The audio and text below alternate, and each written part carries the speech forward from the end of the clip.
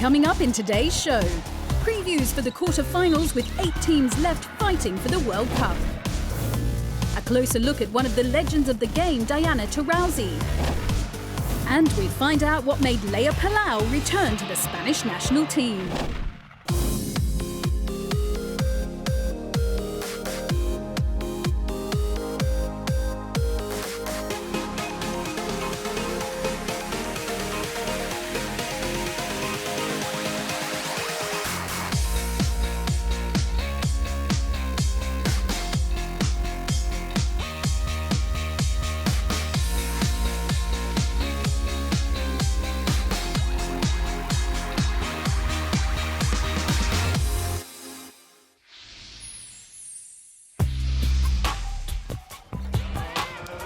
We can only start our look at the quarterfinals in one place, with tournament favourites the USA up against the surprise package of the World Cup so far, Nigeria. The USA's star-studded roster eased through their group to book their place in the quarterfinals with a 3-0 record. Every game there's been something different for the United States. They've grown as a group. While Nigeria had to come through an extra game with Greece to seal their spot in the last 8. Nigeria 57, Greece 56. What a story, what a game, what a performance. The contrast between the sides couldn't be more obvious in terms of history. The USA are fixtures at this stage of the competition, while Nigeria are here for the first time. I know nobody believed that we're going to come up with a win, but one thing I assure you is that my team is going to get on the floor and we're going to compete and give ourselves a chance to, move to the next round. We don't care who is there. We don't care what team they are. We don't care what their record is. The only thing we know is that we're going to compete. It's always a target on our back no matter what. So I think that's something that we've just become accustomed to. But, being able to be here with 11 other of the best players in the world, that's an amazing experience. And, most of the players we don't get to play with in the WNBA or overseas, and just really taking advantage of that. If you look across the board, every team's playing at their best right now. And being with USA, we're going to get everyone's best game on top of them already playing at their best. So, of course, it's going to make it tough on us, but that's the beauty of the game that we play. The competition level it's getting higher and higher and better, and I'm just glad that we're in it. And it's not really necessarily a blowout every game. The fact that countries are learning and understanding how to get better, and they're competitive. Everybody's competing, and it doesn't matter who they're playing, they want to win. The USA have been scoring for fun in Tenerife. They're the only team in the competition who average more than 90 points a game. Ryan gets the rebound, can't get the putback, goes back up, and one. In fact, they lead Nigeria in nearly every category. The only area where the African side has the advantage is on rebounds. Good hustle down the floor, and look at Ilonu. They average over 47 a game, 3 more than the Americans.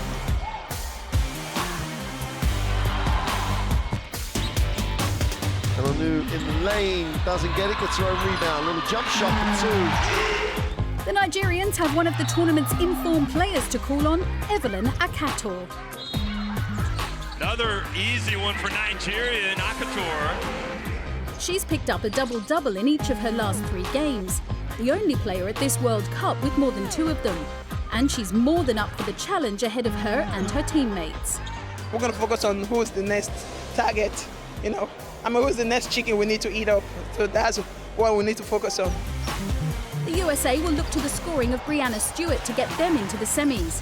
She leads all forwards in points per game in Tenerife. She just has so many ways to find angles to finish place. So, is it going to be the stars of the USA or the underdogs of Nigeria who make it to the semi-finals?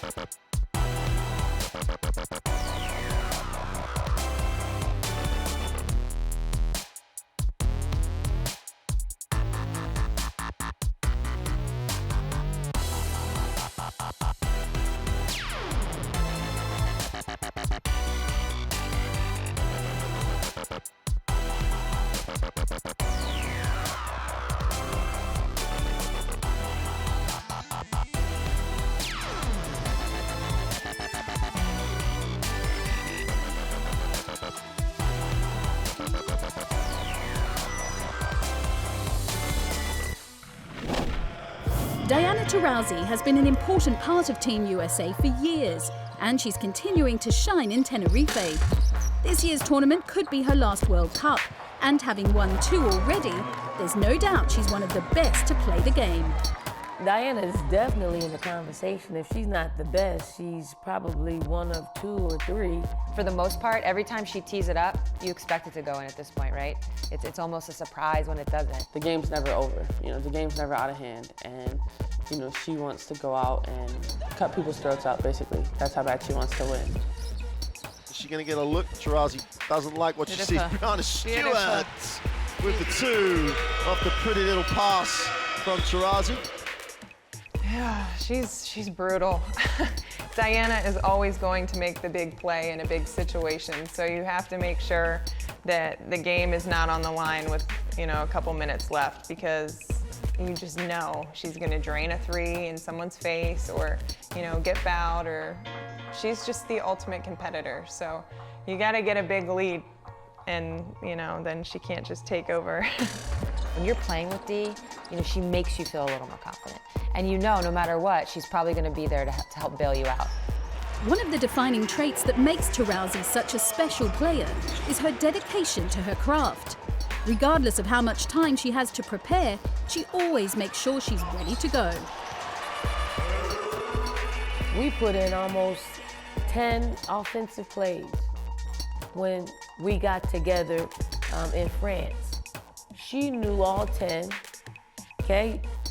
Not just her position. She's directing the point guard, she's directing the big, she's directing, the other guard that she's playing with. I think when you look at the results, people don't know what goes into getting those results. It is that thing, to study the game, to know where everybody is on the floor, and she puts them in positions to be effective. And, she takes less shots, but she's controlling the entire game, which is, quite an incredible combination of things that most players only get great at one of those things. She's great at everything that she does.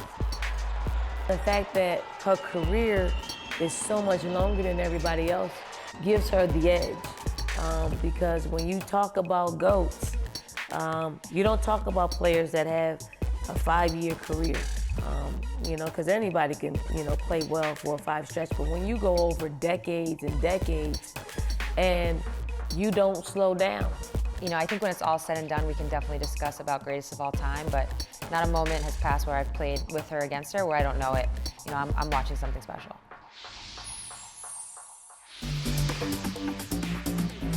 Two familiar foes face off when Belgium take on France, meaning at least one European side is guaranteed a spot in the semi-finals. Belgium booked their place in the quarters in the most dramatic of fashion in their final group stage game against Spain. Over to Mustang. Good! The dagger! Oh, they get the basket! Are you kidding me? Are you kidding me? They have come up with a play to finish first! While France eased past Turkey in their quarter-final qualification game. Antoine, oh, hits the 3. Turns a potential easy shot, but they get into Miem anyway. 78-61, they advance to the quarterfinals.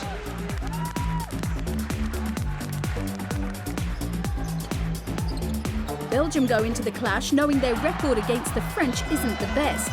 They've lost 16 of their last 17 games against them. But they did clinch victory the last time they faced off in a competitive game, at last year's Eurobasket. Camacho crosses over, is blocked. We beat Spain, so we are full of confidence, so nothing can stop us. Why not just go play without pressure? We reached our goal, we wanted to be in the top 8, so everything that comes now is bonus. They didn't expect us to be here already, so they have to be careful. They're very, very strong, they're athletic, they're fast, and we hope to try to match them on the perimeters, their athleticism. Meanwhile, France will be hoping they can ignore the history books and make it to their first ever World Cup semi-final. They've lost at this stage 4 times before. We didn't play against Belgium since a very long time, but we knew all the players. It's going to be a good game. I think intensive, aggressive. Both teams going to bring it. We're going to break sweat. We're going to bring it on the floor. It's going to be very intense for sure. They did an amazing performance against España. So we have to be focused. Gruda gets it in the low post. It's been productive for France the whole game. Gruda on the reverse layup for two. And there, Johannes gets it inside to Miem. France survive. The Belgians will be looking to star centre Emma Messerman for inspiration. She's the only player at the World Cup averaging over 15 points and 12 rebounds, and looks set to be the focal point of the team again.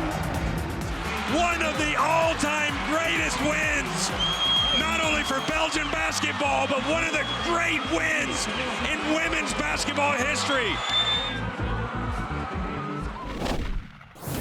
France will be hoping for another standout showing from Sandrine Gruda, who turned in this performance in their game with Turkey.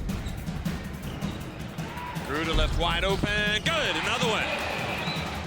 Oh, nice shot from the baseline from Gruda. She's come out firing. Over to Gruda, and she's Miss Automatic tonight. Gruda is Gruda. She is drilling them. Turn a potential easy shot, but they get it to Miem anyway. Oh, what a big time move from Gruda. But how about Gruda coming out on consecutive trips down the floor now for France? And Gruda gets inside and once again scores, and Gruda's just taking over the game. Nobody has stopped Gruda. Look at this. And now she's taking on an 18-year-old. There's only going to be one winner in that battle. I almost think Ekramimnum needs a timeout to discuss how to defend Gruda. 2 European teams, but only one semi-final spot. Soon we'll find out if it's Belgium or France who've made it through.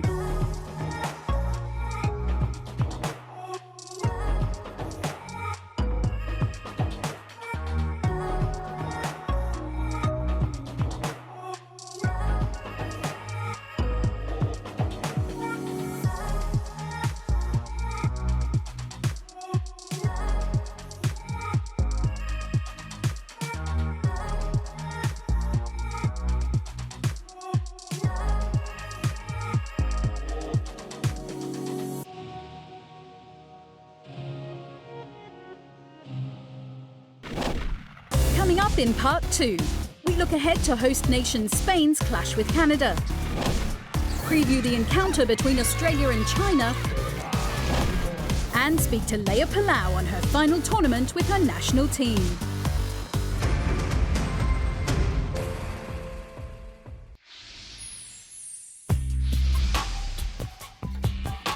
Two continental champions come head-to-head as Spain take on Canada in their quarter-final.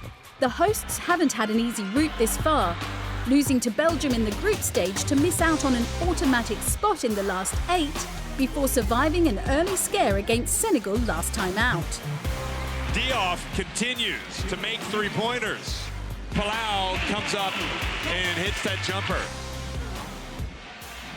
Turin's three! It hasn't been easy, but Spain are in the quarterfinals, and now they will face their toughest test, trying to survive against a very, very good and red-hot Canada. It was a more comfortable route to the quarters for the Canadians, 3 routine group game wins booking their spot. History is on the side of the Spanish when looking back at how host nations do in World Cups. 5 out of the last 8 host countries have made it to the semi-finals when playing in front of their home fans. But the Spanish team aren't taking anything for granted against the Canadians. It's a really hard team, we know, because we saw it this year, but also we played many times against them, even in Olympic Games. And it was, for me, one of the hardest games ever, because they are really physical, and I think that they are really in shape right now. So we have to really work, because we cannot commit mistakes, because against a team like Canada, they will punish us for sure. I think the last time we played against them it was 2 years ago, for what I remember, and it's going to be a really tough game. They are strong, they can shoot from outside, they are a really good rebounder team, and it's going to be a war. Along with home advantage, the Spanish will also be looking to their strength on the boards to get them past Canada. They've out-rebounded their opponents in each of the 4 games they've played so far. Canada, meanwhile, will be hoping their three-point shooting will be enough for them to overcome their opponents. They're shooting over 40% from beyond the arc, second only to China in the competition.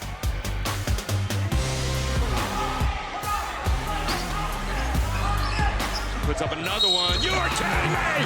And she has been fouled! Obviously, Spain's always a tough challenge. They're ranked really top in the world for a good reason. It's always difficult against Spain. We're very familiar with them. We play them very often in a lot of friendly tournaments and games.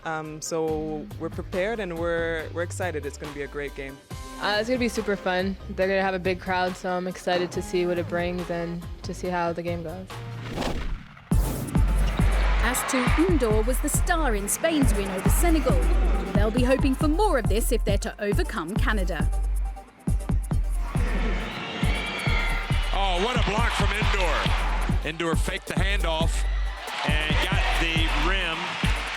Indoor elevates and scores. The pass gets up to Indoor.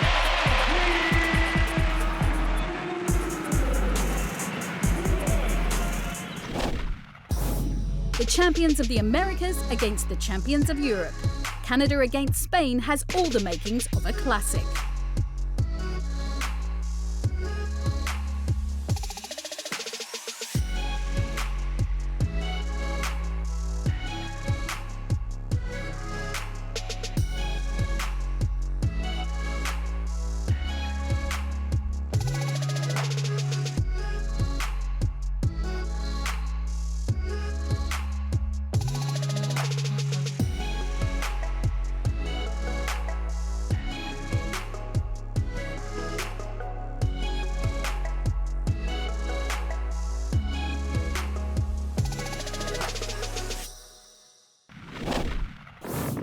When the Spanish side take to the court, it's clear that success at this World Cup means everything to them.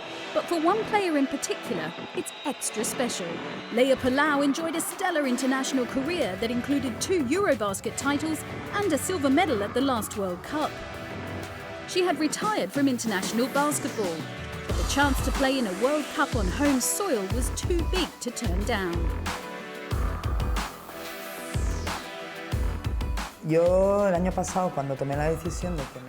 Last year, when I was playing in Prague, I took the decision to play in the Australian Basketball League. I started to think that maybe playing at a low level in a low league, I would be out of the elite competitions and lose the chance to come back to play for the national team. Alto nivel, pues que yo no podía volver aquí a la selección. Y de repente lo de Australia no acabó saliendo. Me llamó Lucas. Things didn't go well in Australia. One day Lucas called me to let me know that he still believed in me.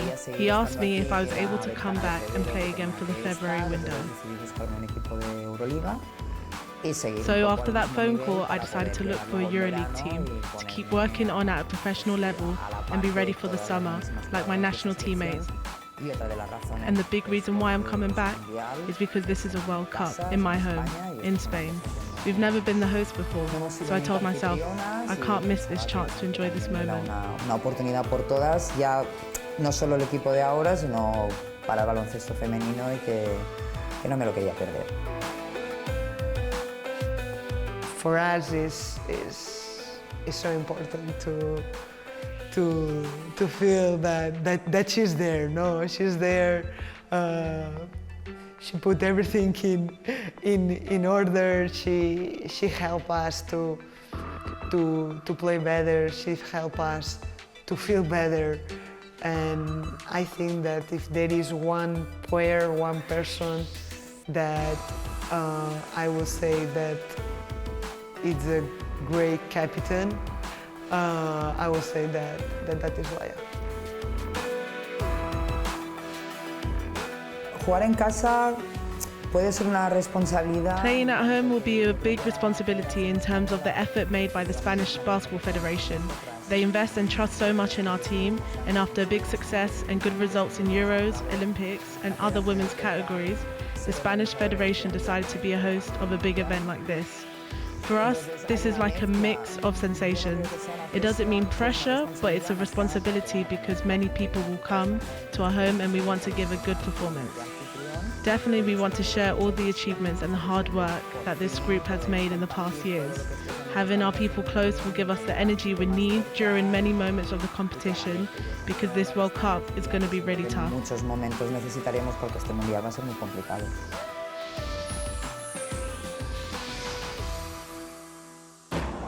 The semi-final lineup will be completed by either China or Australia. The Australians enjoyed a dominant run to the quarterfinals, having won all 3 of their group games by at least 18 points. Whitcomb drives off the glass for 2 is good.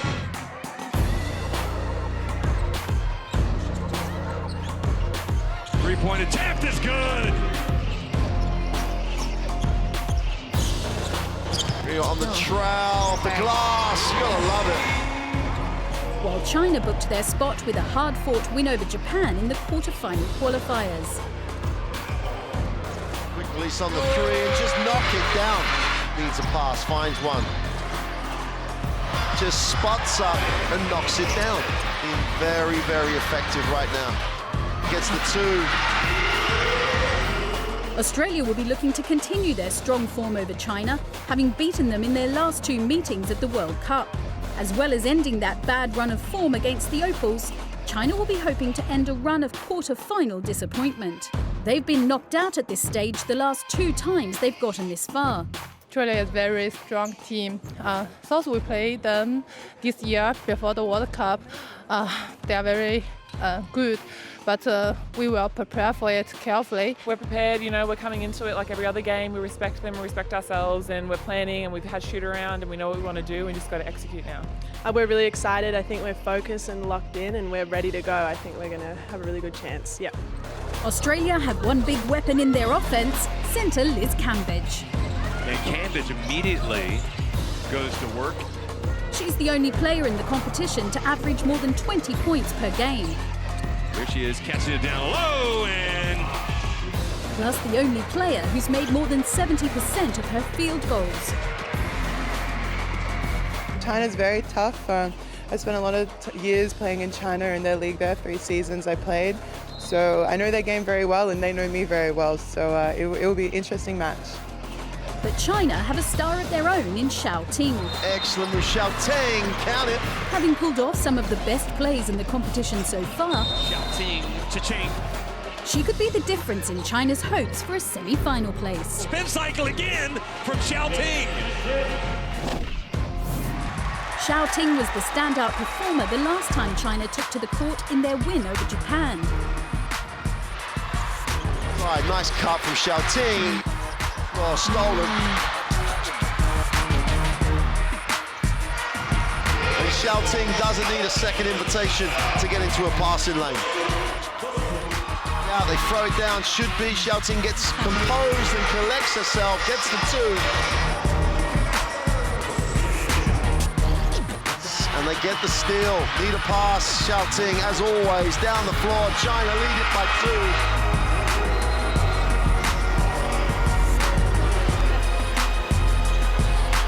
Inside, nice duck by Xiao Ting, steps through, beautiful move. Just gets composed. Because the team from Asia that's going to the quarterfinals is China.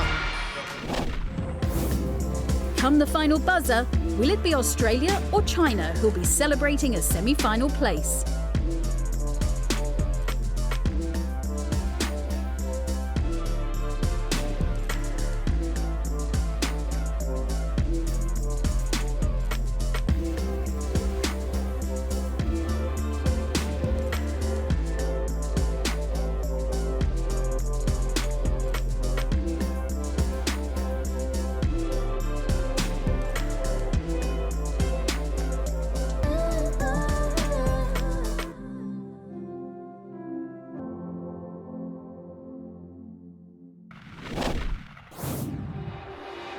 That's all you need to know ahead of the quarterfinals, where soon 8 will be cut down to just 4.